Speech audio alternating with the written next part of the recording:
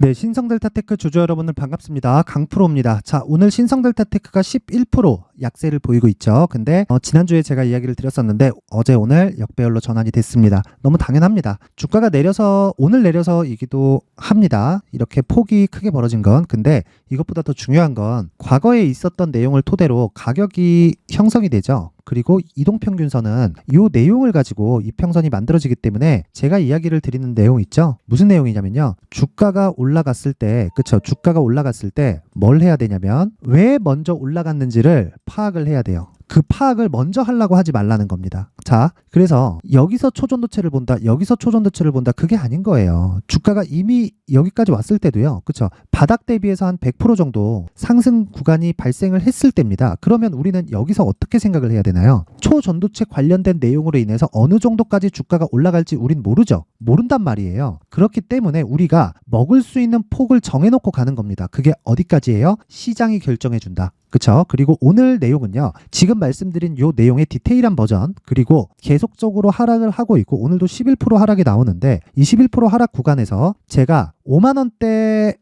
부터 계속해서 얘기를 드렸어요. 3만원까지 내려갈 수 있다. 3만원대까지 갈 수 있다. 4만원은 무조건 이탈 확정이다. 그 내용까지 확인시켜 드릴 테니까 앞으로 어떻게 잡아야 되는지, 그리고 제가 계속 말씀드리고 있죠. 마지막 기회가 남았습니다. 그 마지막 기회에 대해서 어떤 식으로 잡아야 되는지를 디테일하게 이야기를 해 드릴 테니까 영상 끝까지 시청하시고 구독과 좋아요 부탁드리고요. 무엇보다 자, 살아날 수 있습니다. 살아날 수 있으니까 힘내시고 무조건 똑같이 따라하세요. 똑같이. 자, 시작하겠습니다. 자, 우선 주식시장에서 주가가 올라가는 이유는 앞에 좋을 부분이 먼저 반영해서입니다. 그쵸? 근데 신성델타테크는 저가 대비해서 고가까지 6배 이상의 주가 상승이 나왔죠. 그러면 이 구간은 쌍봉을 만드는 과정에서 나온 겁니다. 근데 신고가를 또 만들어 버렸어요. 수급상 왜곡이라고 볼 수 있죠. 그런데 이걸 떨어졌으니까 왜곡이라고 판단하는 거지, 위에 있었을 때는 이거 더 가는 거 아니야? 라고 생각할 수도 있습니다. 그래서 제가 이야기를 드렸던 거예요. 자, 시간이 조금 걸리더라도 제가 정확하게 계속해서 브리핑했었던 내용을 토대로 이야기를 드리겠습니다. 자, 10월 10일, 그쵸? 여긴 강프로의 무료 소통방입니다. 신성델타테크를 포함해서 하루하루 단타를 하는 그런 방인데, 자, 보세요. 신성델타테크 고가는 64,000원입니다. 이미 고가 나왔고요. 62,800원대 이야기를 한 거예요. 이때가 10월 10일입니다. 요 날이에요, 요 날. 10월 10일. 그쵸? 고가 67,400원 딱 보고 떨어지는 거 딱 보고 매도하려고 마음을 먹고 있었습니다. 그리고 저는 애초에 요 날 있죠, 요 날 급락한 날, 요 날 8월 21일 이때 끝나고요.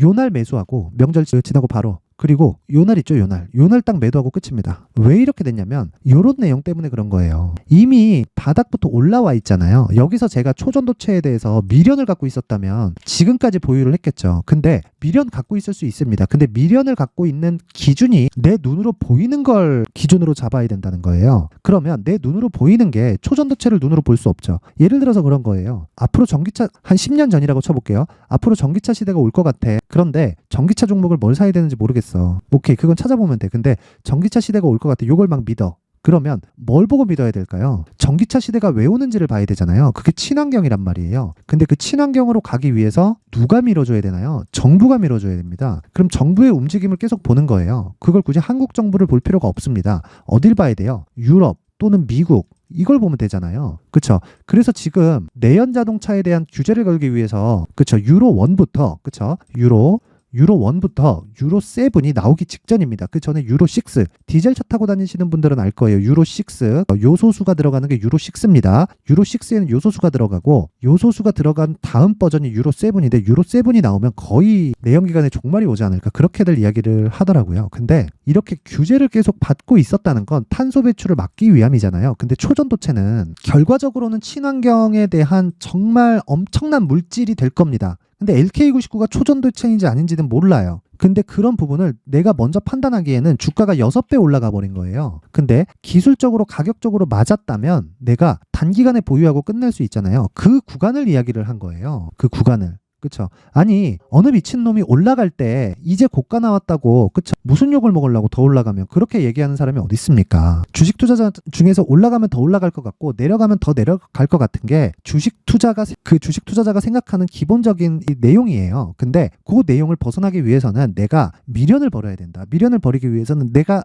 앞에 눈에 보인 것만 믿는다. 그게 뭐예요? 가격. 그리고 정부 정책의 방향입니다. 그 방향이 한국뿐 아니라 뭐 앞으로 전기차 시대가 올 것 같아 해서 내가 정말 이걸 믿고 간다면 에코프로 왜 보유하지 못해요? 그냥 계속해서 보유하면 되지. 근데 이런 과정에서도 내가 보유를 계속 할 수 있을지 없을지. 자, 2010년 초반부터 매수했다면요. 한 10년 이상 내가 보유해야 돼요. 혹시라도 내가 그때 가서 안 갔으면 어떡하려고. 그렇죠? 이런 부분을 방지하기 위해서 차트를 보는 겁니다. 그리고 그 시작점이 신고가고요. 그리고 정확하게 고가를 확인하고 나서 뭘 한다? 이렇게 미련을 버릴 수 있어야 된다. 만약에 여기서 정부 정책의 방향이 이쪽으로 쏟았다. 그러면 제가 이렇게까지 팔라고는 얘기 안 했을 거예요. 최소한 물량 정리 정도만 합시다. 요 정도로 끝냈을 겁니다. 자, 그러면서 내용 한번 보세요. 단타 계속 진행하고 있습니다. 무료 소통방에서. 자, DIT 오늘도 올랐고요. 10월 달에 시장이 안 좋았는데도 불구하고, 그쵸? 10월 한 초반 중순에는 급락이 나왔습니다. 그런 구간이 있었는데도 불구하고 뭐가 있었습니까? 시장이 약세 구간에서 DIT는 계속해서 강세를 보였어요. 왜 그래요? 반도체 종목이라서 그래요. 왜? 대형주가 뒤에서 밀어주니까. 그쵸? 이 부분은 절대 잊지 말자. 즉, 저는 지금 다른 종목에서 수익을 내면서 신성 델타테크를, 그쵸?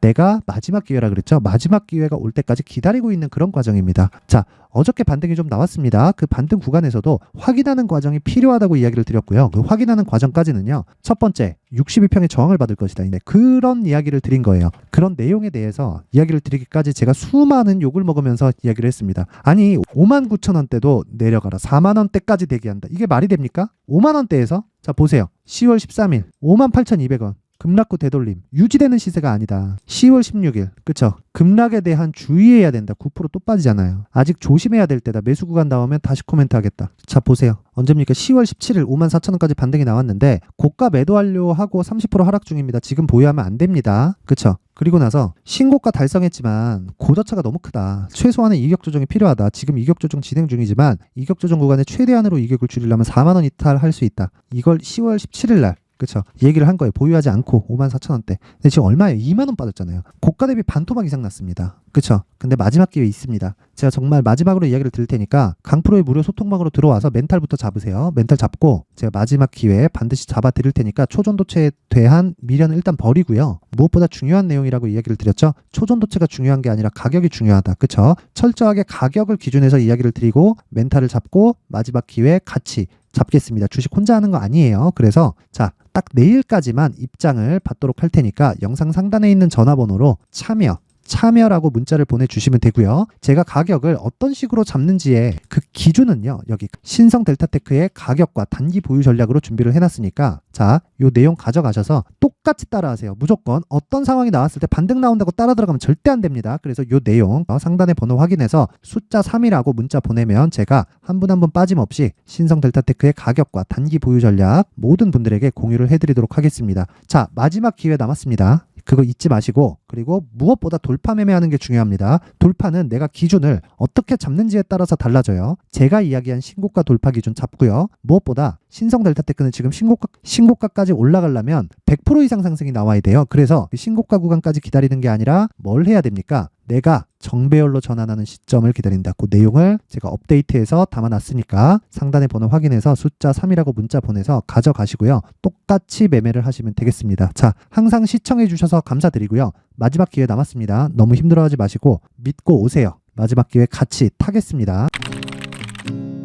자, 이제 23년도 다 끝나가지만 매매를 하시면서 스트레스를 받으시는 분들이 있을 수 있습니다. 시장이 항상 그렇긴 하지만 그래도 제 구독자분들과 시청해주시는 분들을 위해서 앞으로 차기 주도주가 될 수 있는 대시세 종목을 준비를 해왔습니다.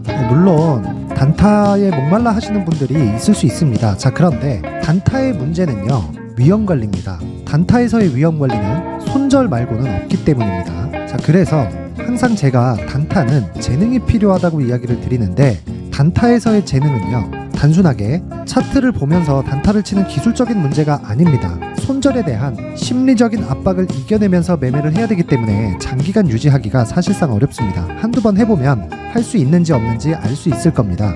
자, 그래서 단타나 짧은 수익만을 쫓다 보면요, 잦은 손절로 계좌가 망가지는 건 순식간이고요. 그만큼 수익하고는 거리가 멀어지겠죠. 장기간 유지하기가 어렵기 때문입니다. 결과적으로 주식시장에서 돈을 벌기 위해서는요, 어떤 계기를 만들어야 되는데 그 계기는 한 종목에 비중을 실어서요. 수익을 보는 것 말고는 없습니다. 쓸데없이 잦은 매매를 하지 말라는 이야기고요. 그리고 한 종목에 비중을 실을 수 있어야 된다는 겁니다. 그런데 이 비중을 실는 과정에서 성장 산업군에 대한 이해가 필요하다는 겁니다. 이 부분을 반드시 기억을 하셔야 돼요. 자, 이런 성장 산업에 대한 구조와 제가 앞서 말씀드렸던 신고가 그리고 선반영 구조에 대해서 이해를 했을 때 이런 매매를 할 수 있게 됩니다. 2월 7일 강프로의 대시세 종목으로 에코프로 매수가는 17만원 이에서 진행이 됐고요. 그리고 목표가는 50만원부터 자율 매도 구간으로 잡았죠. 예상 수익 범위가 200% 이상으로 되어 있는데 신고가 이후에 선반영 평균치가 200% 이상이기 때문에 그렇습니다. 자, 그런데 에코프로가 2차전지 양극재 기업이죠. 자, 근데 2차전지 양극재는 친환경이라는 범주 안에 속해 있다고 보시면 됩니다. 근데 제가 항상 이야기를 드리죠. 시세는 항상 연결된다고요. 앞으로 나올 대시세 종목도 이런 친환경이라는 성장 산업군에 포함되어 있어야 됩니다. 자, 이런 성장 산업군에 포함되어 있는 걸 확인한다면 이 내용처럼 세 가지의 공통점을 가지고 있습니다. 1년에 많은 종목이 발생하지 않고요. 그리고 세력들의 장기간 매직 구간이 확인돼야 되고, 그리고 상승하기 시작하면 평균적으로 3개월 정도의 상승 구간을 보이기는 하지만 제가 2개월이라고 작성을 해온 건 한 가지 내용 때문입니다. 한 달은 확인하는 과정이 필요하기 때문입니다. 이게 무슨 얘기냐면 성장 산업에 대한 부분 그리고 이런 공통점, 여기다가 기술적인 내용을 다 포함을 시키더라도 절대적으로 가격이 우선적으로 반영이 되는 것이기 때문입니다. 에코프로도 마찬가지예요. 이런 내용을 토대로 제가 4분기 대시세 종목을 준비를 해왔습니다. 자, 장기간 하락하면서 최악의 국면을 거쳐왔고요. 이 구간에서 먼저 하락을 했다는 건 앞서 말씀드렸던 내용처럼 고가에 대한 부분이 아니라 저가, 즉 나쁜 부분을 반영한 이후에 신고가를 발생을 시켰다는 건 앞으로 좋을 부분을 반영이 되고 있다는 거죠. 그런데 본격적인 시세는 신고가 이후라고 말씀을 드렸고 지금은 매물 소화 과정을 보내고 있습니다. 앞서 말씀드린 대로 가격 먼저 분석을 끝냈죠. 그리고 나서는 정부 정책의 방향과 맞는지를 체크를 해야 되는 겁니다.